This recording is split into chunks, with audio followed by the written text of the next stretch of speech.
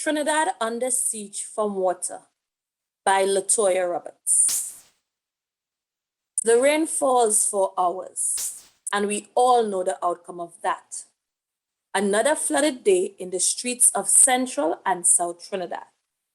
Along with this will be the despair of many flooded homes, loss of vehicles, and possible loss of another life. By the second hour of a rainy day, jittery residents gazed at the Orpooch River, just waiting for it to burst its banks.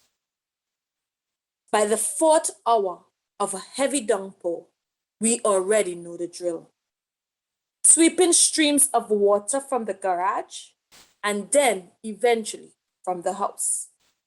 The sandbags cannot hold the water any longer as they burst from the seams.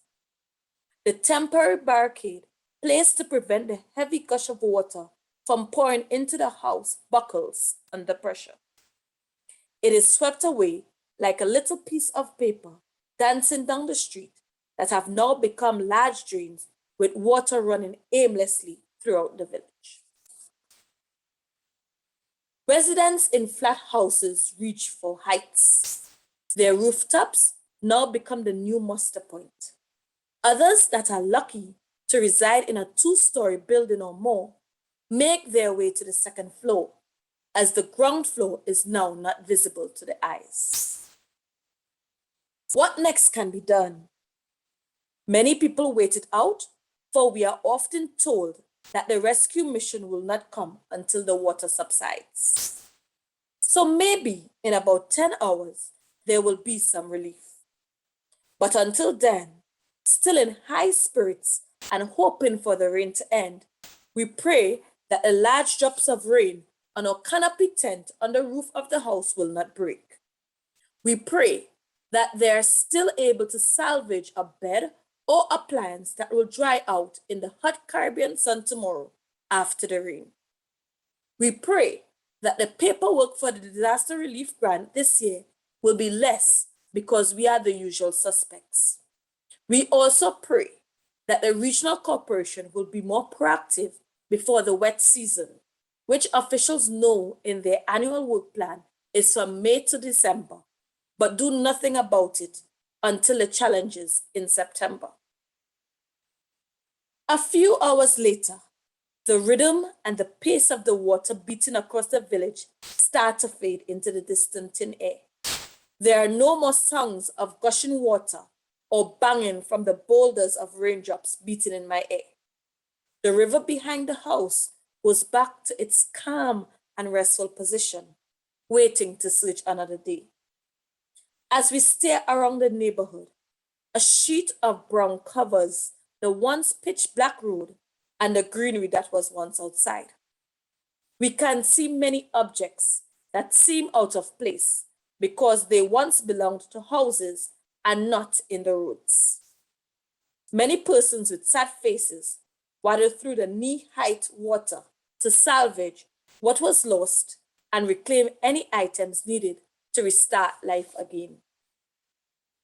The irony is, we experience this problem of flooding yearly, but in 2021, residents have still not been able to adequately mitigate the challenges of the flooding in Trinidad.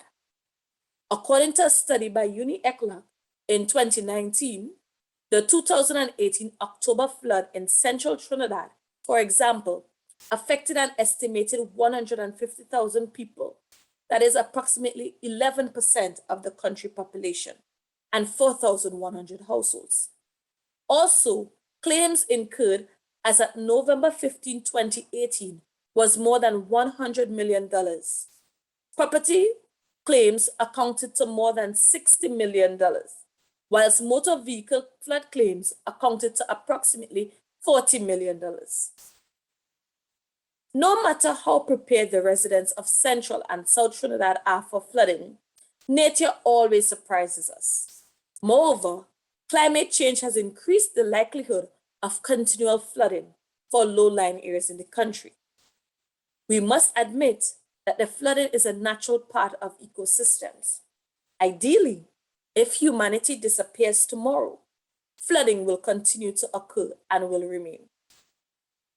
However, for the residents of Central and South Trinidad, with stronger education and sensitization, the residents are becoming more self-sufficient to clean their waterways and engage in more resilient construction practices, such as newer houses elevated and the floors constructed with easy-to-clean materials to facilitate the removal of debris.